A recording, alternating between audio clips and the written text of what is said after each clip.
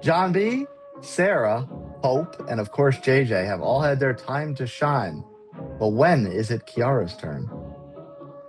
Wait, is Rafe Cameron low key a decent person?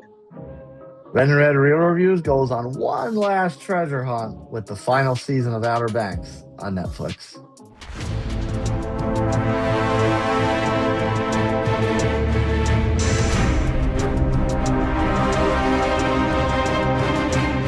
I knew within the first 5 minutes I was gonna hate it, but then it was so bad. Ugh. Nobody wants this. Like Literally nobody wants this. Internet's gonna get mad at me for this one. There's no fat elf. You know. Duty, which I can't say without laughing. Duty, like I'm English. John B and Sarah are. I mean, I don't want to sound like a loser for saying this, but they're adorable. I'll admit it.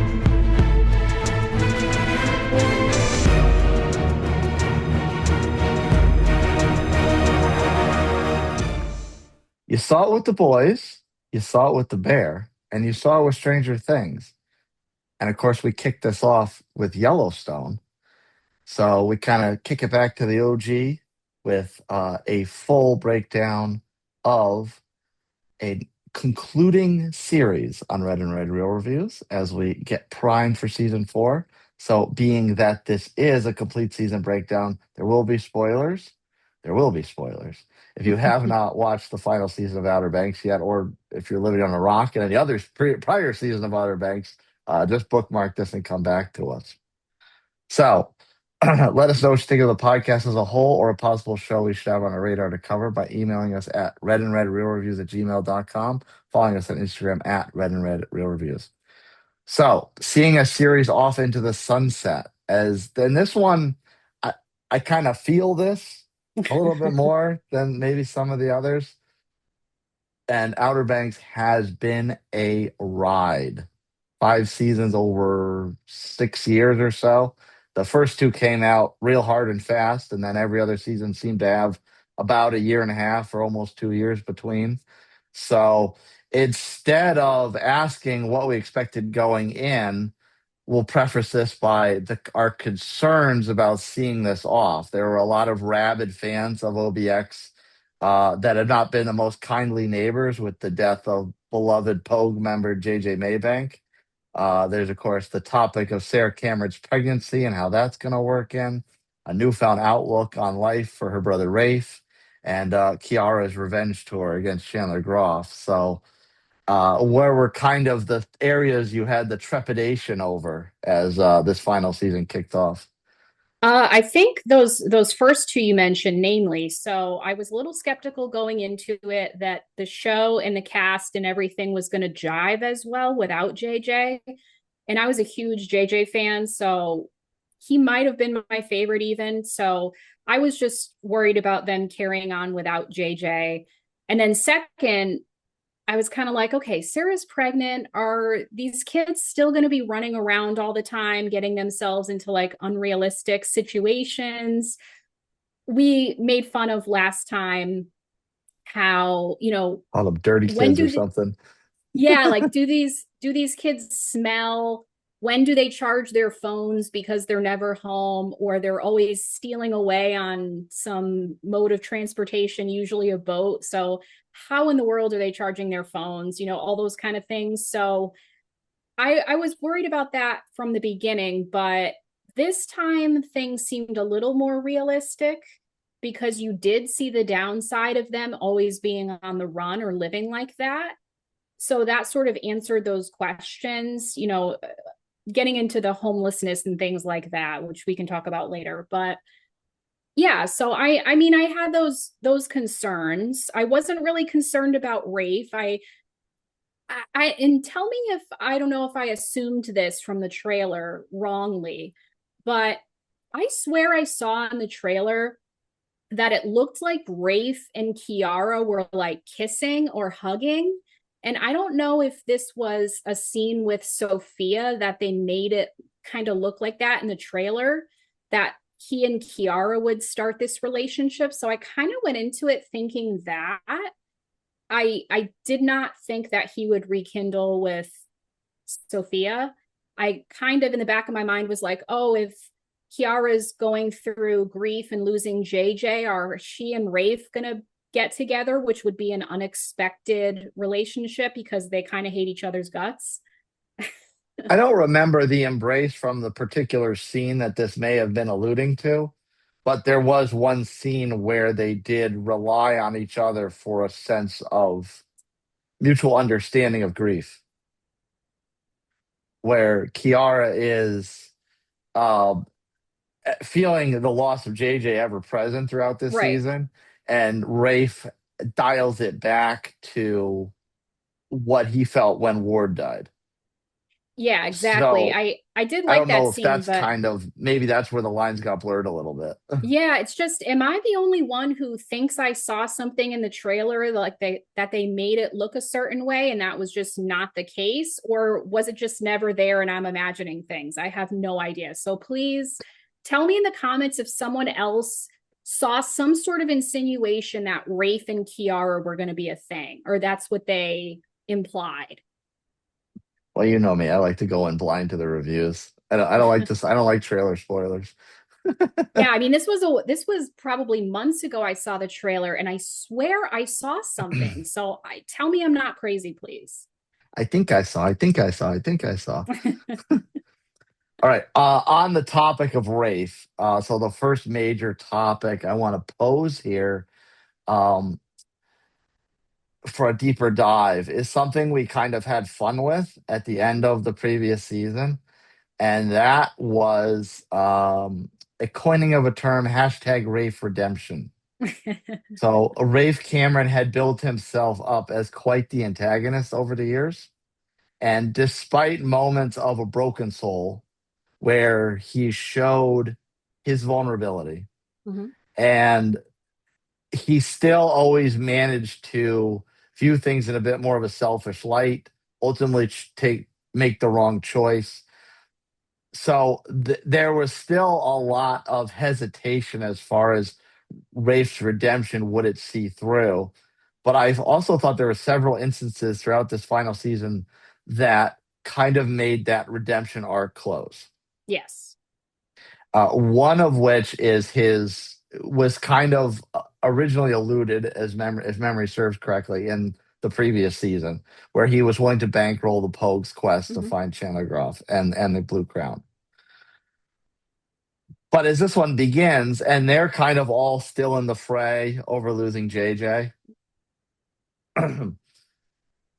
that he cut the gears in Rafe's head, not having that kind of highly emotional connection to JJ. The gears in Rafe's head are turning where they're not in the other kids' heads, Mhm. and he gets the ball rolling on this revenge tour to reach out to Shoop and utilize police tracking for Groff's kind of immigration migration stopping point, so they get a lead on where he might be.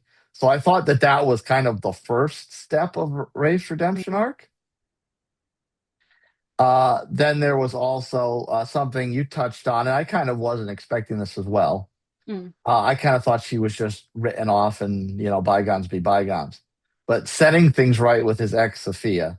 Mhm. Uh, and there was this huge kind of breakdown where he had to learn to trust again because, and the details are a little lost in the sauce for me, but there was, I did recall, especially as they started to talk about it, there was some Sophia was trying to help and it wound up burning Rafe. So there was this huge kind of trust thing that Rafe had to get back to let her back in. And then, of course, the big one at the end, and this is a pretty massive spoiler. So again, if you haven't stopped listening by now, bookmark because you might want to do it right now. Yeah. Uh, him owning up to his past sins regarding Mhm. Sheriff Peterkin. Shoop was pursuing him towards the end of the episode, or the end of the finale, even if I'm not mistaken. Yeah, I think. And Shoop gets caught under a tree, and Sophia convinces Rafe to go back, save him, and he says, and he kind of owns up, I'm sorry, I did this. I wish I didn't. Blah blah blah blah blah. And you'll never see me again. So it was kind of like a three part puzzle for Rafe's redemption arc to close. Yeah, I mean, I probably said this last time, but there's just something about Rafe. I absolutely love Rafe, and it's very easy to forget that he's done some awful things, like trying to drown Sarah, his sister. But Yeah, in a like bucket. yeah, like along the way though, he's gradually, little by little, started to redeem himself. And even through the series, but especially the last season, when we start out, he's kind of reluctant. He kind of thinks that the Pogues are lame, and Mhm. and we see him offer some cash to them in the first few episodes to help them out. And to your point, he was the one who got the ball rolling with this revenge tour, which I think is hilarious to call it a revenge tour because it just sounds like Death Wish or something like that. My dad would watch those Death Wish. movies.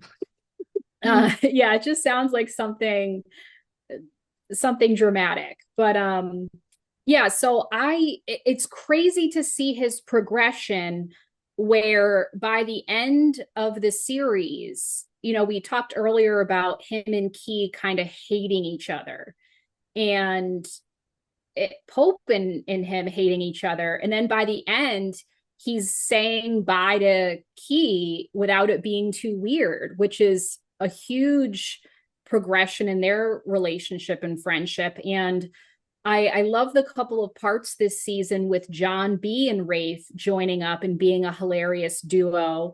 And because Rafe was sort of unbiased because he didn't like JJ, he didn't know JJ, wasn't friends with him. He can kind of be the voice of reason when they're trying to figure out what to do in certain situations. And so when he and John B get together, it's like they're legit brothers-in-law already. They're starting to have each other's backs. They're starting to go to each other for support. And even how Rafe deals with someone like Barry, who definitely had we had our fill of Barry this season. And Yeah. at first I kind of hated him. I'm not gonna sugarcoat it. Kind of was super annoyed by him. And then by the end, I thought Barry is an okay guy by the way that Rafe was interacting with him and how Rafe was able to communicate to him, listen, I need you to do this for me. I need you to get this message to Sophia. I need her to know that I'm there for her and I'm not going to leave her. And the way that Barry carries that out, it's comical at first, when he goes into the jail and he's talking to the people at the jail, but the way that he carries this out because he knows it's important to Rafe, I came to the conclusion Barry's an okay guy, and their relationship has changed as well. Like they would just be kind of sketchy business partners. But and then by the end, you see that Barry is Uncle Barry and he attends Sarah and John B's wedding. So that's pretty crazy that there's been that arc as well. But yeah, I don't know. All in all, I guess I have a massive crush on Rafe. I love Oh, Rafe. definitely do. When he like reproposes to Sophia, I just love him. Like the looks that he gave her, and he's like, oh well, you're my girlfriend again, or I was just like melting. So yeah, and then when you mentioned how he just kind of put everything aside, the first of all, that he was honest with Sophia, he didn't run from it. He said, look, I did kill Peterkin, but I'm owning up to it. I was a kid. I did it for my father. I was doing everything to appease my father. And then when Sophia sets the example of he's injured, we can't just leave him here and run. Rafe kind of thinks about it for a minute and he's like, you know what? She's right. And he follows her example and she kind of makes him a better person. And he sort of has those moments where he's thinking about his next move and whether everything kind of anchors around Sophia now. She's all he has, and Sarah too. He's very much considering Sarah in the equation, whereas he didn't before. He was just all about himself. Oh, I'm going to get so much money. I'm living this high life. And then when all of that goes away and he keeps telling Sophia, I'm broke. Like, what do you want with a broke guy like me? I have nothing and you took it from me. And when he's left with nothing, he realizes the value of relationships with his sister, with Sophia. And I did like the way that they did it. It wasn't like Sophia went to him and was like, hey, I think you should listen to me. And he was just like, okay, sure. Like there was 2 or 3 instances where she was like, hey, can I talk to you, Rafe? And he's like, get away from me. You know what I mean? So I liked the fact that it was realistic. It wasn't that they just like went back to how everything was before. There was some resistance, and that made it more realistic for me. Well, it was a subtlety thing as well because Mhm. throughout this season, Sophia is planting little seeds in Rafe where I think it was probably initially intended to just get back into his life because there were still emotions there, Hmm. but there was also an undertone to kind of do the right thing Right. to her convincing Rafe to change his ways. And I think, and this is, I guess, kind of similar to your point about Ted Lasso, um, where Rafe, it's so ingrained in his personality that he is very cold, does Mm. not process emotions, does not relate to people. Hmm. He is very task oriented, very emotionless. Hmm. That I think with Drew Starkey's facial interpretations is a means of selling that where he does like Rafe projects this unemotional, cold, like a stone face that Mm. so when he is in a moment of emotion, there is a little bit of a loss. He does not know how to respond. He does not know how to process that because he is always been in this hyper aggressive, achieve the task, think of number one first, that sort Mm. of mentality. So it is a testament to Drew Starkey's portrayal of Rafe Cameron that is very cold and stone like. Right. And although he has a stone face, there's still things that can get past that. There's still ways that he can be softened. And you see that with the scene when he's about to be evicted from his house or apartment. He texts her and he's like, come get your shit back. I don't want it anymore. And he's carrying out the stuff and he's getting mad because he drops it. She comes over and they have this little fight. And then she's about to leave and he says, wait, you have your stuff here. And she, I think, picks it up or she's about to leave and she just breaks down crying. And that kind of flips the switch in him to see her upset because you could tell that he still loves her. So he's kind of like, wait, what's wrong? Like, why are you crying? And I was kind of surprised because you have someone like Rafe who's can be very cold, and he was taught to be like that from his father. And then when you see a woman crying, he actually says to her, he's like, why are you crying, baby? He calls her baby. And like they've been broken up. Like he kind of like shifts right back into it being that caring boyfriend, you know? Yeah, well, and I mean that's kind of like the trials of a relationship where the guy can fall earlier than the woman will, but Right. when something is over, it kind of lingers with the woman a bit more. If it's over, it's over. The guy's done. So Rafe was probably Mm-hmm. moved on, and the fact that Sophia was still managed to get into his life somehow, and her emotions were still there, it eventually triggered a response deep down below. But Rafe had originally cut it off, which is typical, normal from a guy's perspective. Once it's over, it's done. Right. Yeah, Yeah, he kind of was reminded that, oh, wait, she's still something's still going on with her. I think she yeah, might still have something, and I have something there as well. yeah. Now, another character that I want to focus on. And I feel like this is a character that's obviously always been present, but never Mm. necessarily has a spotlight shown on her. And that's Mm. Kiara. Yep. And call me crazy, but I think like there's 5 seasons. and there was always five main Pogues. Mm, So I feel like every season a different Pogue was kind of the center of the storyline. Obviously, John B was right off the bat with mm, his search for his father, Big John. I feel mm, like there was one season which was a little bit more Sarah as far as her, maybe that was season two, as far mhm. as her identity as a kook versus a Pogue. Um, I feel like that at one point in like it must have been season three. I think it came back to her with Ward's death, but Mm, I think season three was largely around centered around Pope with his mhm, lineage from Denmark Tanny and the Cross. mhm. And then season four, of course, obviously that's JJ with Yeah. his heralded history and unknown wealth Mm, for an otherwise street urchin. Uh, but I feel like it was pretty obvious that Key's quest for vengeance was going to take center stage here. mm, And there were a lot of misdirections because there were three times as many antagonists in this season as we normally get. Goff's back, of course. The Corsairs are still present. There was this random arc with the drug runners.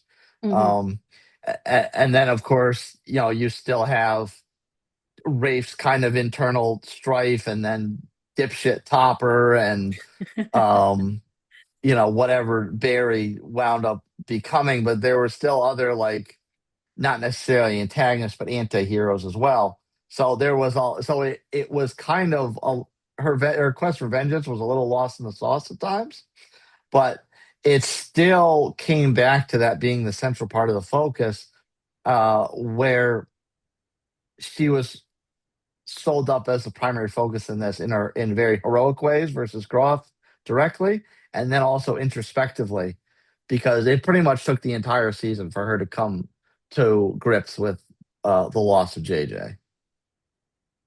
Yeah, and I think you're right. It does show a pattern, although I never really thought of each character being the forefront of each season. It does make sense in hindsight. And off the cuff, you could tell that it might have even been the last episode of the fourth season where it's like, okay, let's go. Like Kiara's seeing red, you know what I mean? Yeah, So it was definitely her season this time around. And I think Madison Bailey handled it really well, being kind of the main focus. Of course, she has to deal with, or her character is just deep in grief the whole time. And I never thought her acting at any moment was subpar.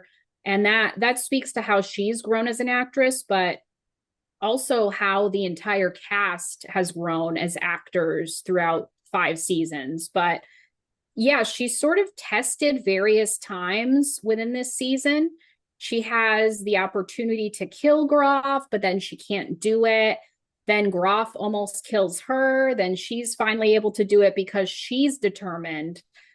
But yeah, I think she had to go through this arc of the whole time she's saying to herself, JJ, are you out there? She's missing all the times. We see some flashbacks of when they were kids and when they met. She's really wishing for those times to be available to her again. And so it's kind of funny because she passes it off for quite a few episodes where you subconsciously I think she wants to get the blue crown. She wants to get the incantations to do all to revive JJ. That's her hope. But whenever everyone kind of sees it in her eyes, there's a moment with John B, I remember in particular, where he's kind of looking at her like, okay, I think she wants to, her hope is to bring JJ back. And then she realizes that he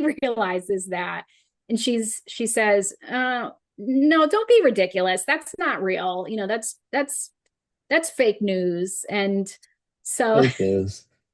that's fake news. That's just magic stuff. And that's not real. And so she definitely calls that out, that no, that's ridiculous. I wouldn't think of doing that. But subconsciously, that's exactly what she's hoping to do with it. And I think it takes bringing back JJ or having that moment of realization where she sees the light, no pun intended,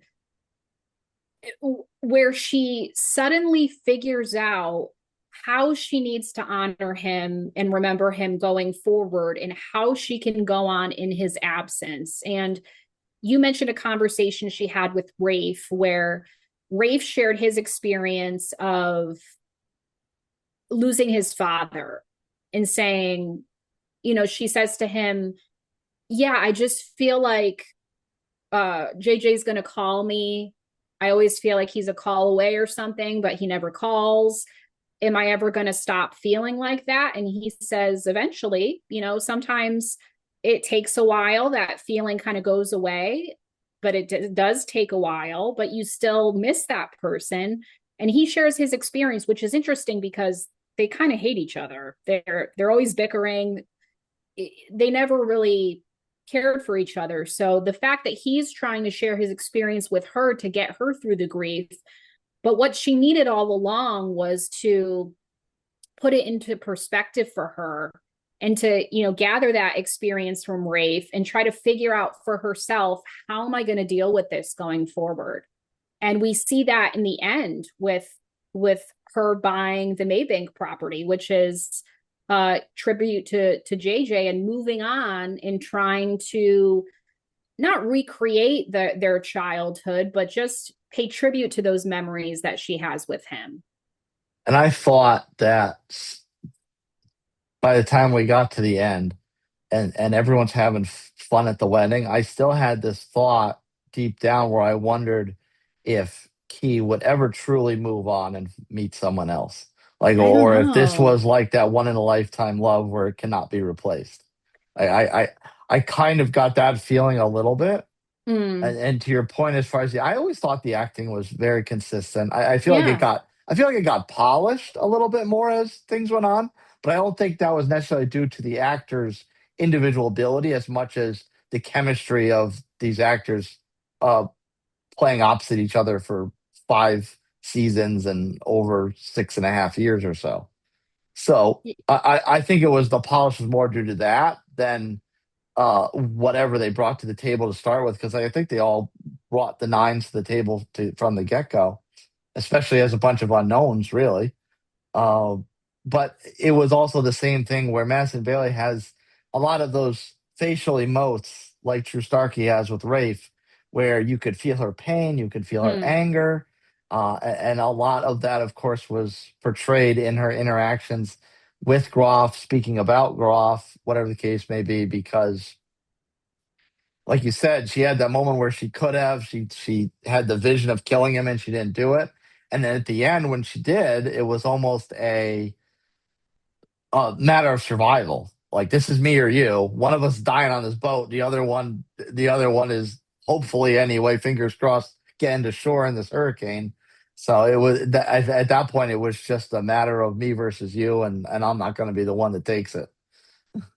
Yeah, there were a lot of physical feats in this season, especially on Kiara's part, where she had to, when she was in that monorail thing with Finch and she had to climb that ladder. I was Hmm. getting nervous. Jump, yeah. That whole part. And then when there were several moments in the penultimate episode and the finale where, yeah, she was on the boat and things were getting dicey and there was that crazy storm. I don't know how they filmed a lot of that. That was pretty insane, not special effects, but just action in those last two episodes with the hurricane and everything on the water. I don't know how they did all of that, but she yeah, she, I mean, mastered it. And I think, to me, you mentioned the acting being very consistent from the beginning. I would agree with that. I never was like, oh, Madison Bailey is awful at acting or Madeline Klein is awful at acting. I never made fun of the way that they said their lines or anything. I think, to me, why this show gets a little bit of hate, and I saw a video making fun of it yesterday. I think it's the fact that there are all these sort of unrealistic plot lines, and you have these 19-year-old kids basically finding treasure and succeeding, and about the Corsairs, you have these people, like it's almost laughable to me. Why do I want to say, who's the female in the Corsairs? Is her name Marjorie? Dahlia. Dahlia. Oh, why did where am I getting Samsonite. That Marjorie? was way off. Yeah. But I thought that Finch was a great villain. He had depth, and I thought that the actor was great, but that his right-hand lady that in the Corsairs, she's like a comical villain to me, a laughable villain. She's just like, we're the British villains and we're coming after you. Like, it's ridiculous. And I think we talked about it before, but Graf, the fact that he's an adult man, A, he killed his own son, B, he's trying to kill these 19 and 20-year-old kids. Like, what kind of loser adult is going after kids and trying to kill them?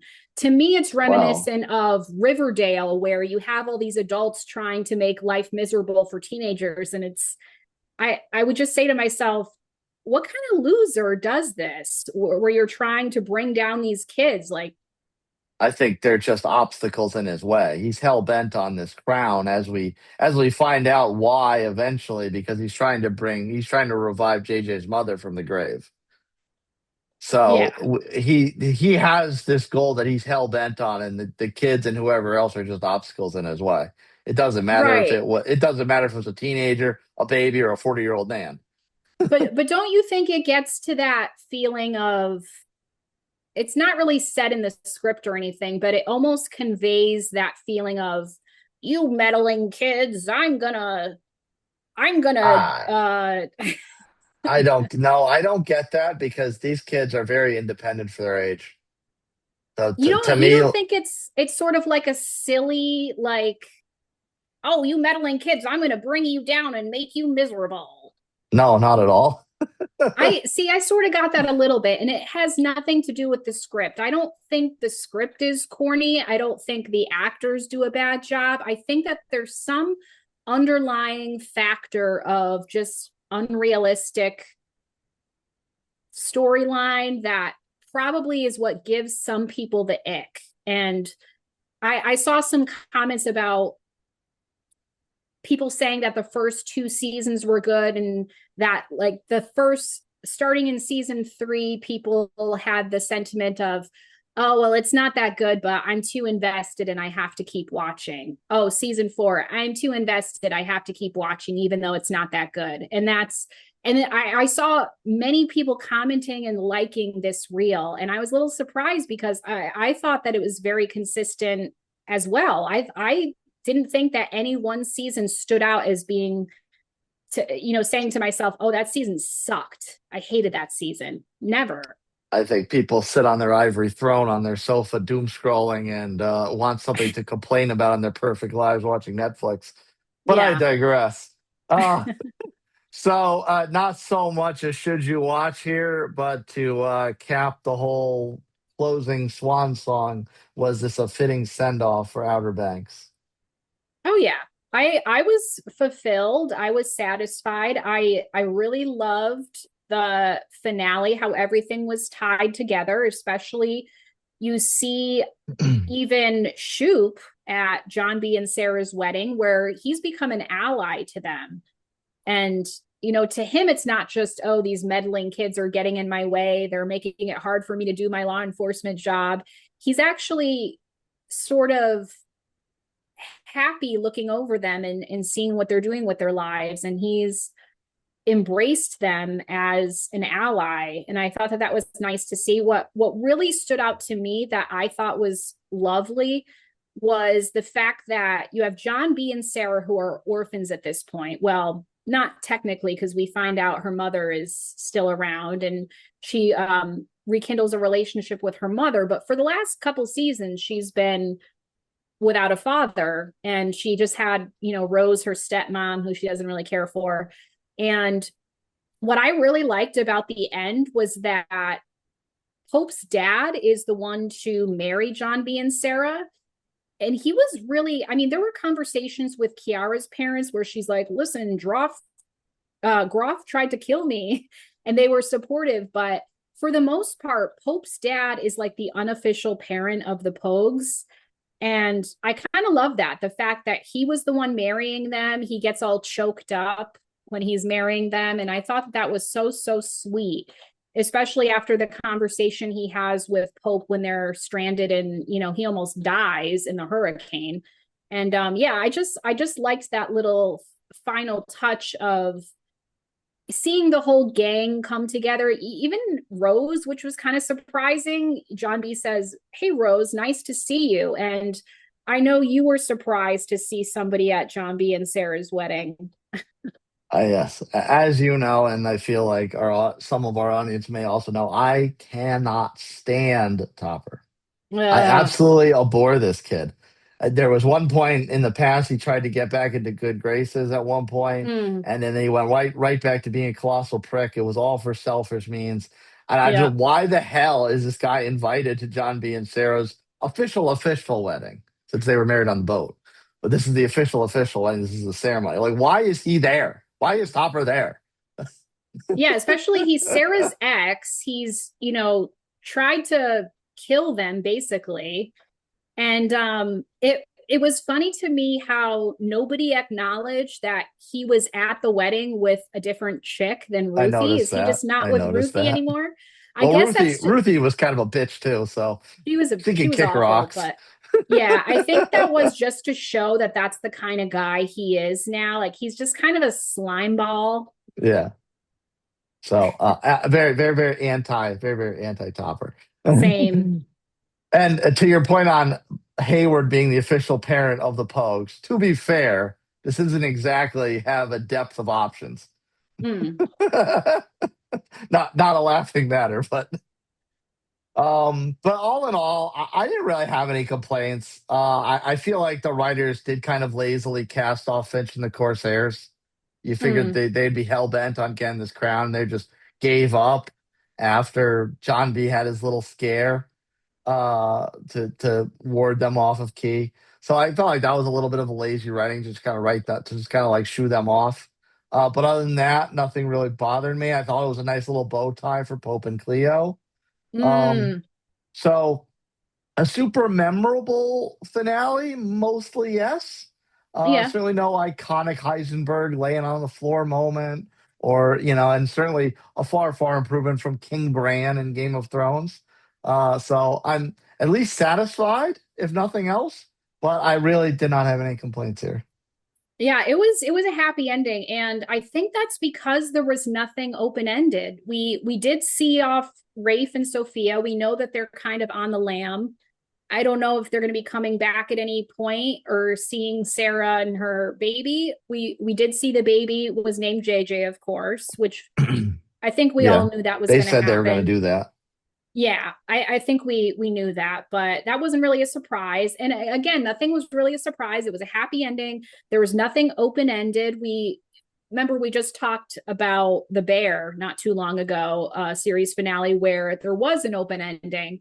And I do think when there's not an open ending, you end up feeling so much more fulfilled because you'll just remember the happy things. And we didn't talk about it at all, but I wanted to give kudos to Cleo, because Cleo is a ride or die bee, man. Just what she did in that penultimate episode, hats off to her, because she's a real one, that Cleo. I really, I do feel like maybe last season she just really started to feel like a part of the gang, and that like she had been part of the gang all along. But especially this season, I could just see how close she was with Sarah and with Key, and I loved that. So yeah, I left in a great place, feeling great feelings about Cleo. And that was a reluctant growth too, because she wasn't warm and fuzzy to the Pogues right away. Mm-hmm. Well, hopefully you're warm and fuzzy to us. If you enjoy listening to our show, we'd appreciate a 5-star review. Let us know what you think of each episode. Hit follow, hit subscribe so you know when new episodes release. Because guess what? Season 4 is next. We'll finalizing a schedule for to release every month. but it will start off with season 2, long awaited, for Arrival of the Gentleman. So that's a fun one. A bit comical, a lot of action. So I was satisfied on both fronts for that. Yeah, I'm excited about it. We didn't cover the first season on the show. We just both kind of watched it independently. But normally Guy Ritchie things aren't really my jam, but I love Theo James in this role. So I'm excited to see if the second season is any good, especially because it's been 2 years or so. Yeah. Well, read between the lines because there might be a Guy Ritchie themed at the start of season 4. Until the next real review, Red and Red are signing out.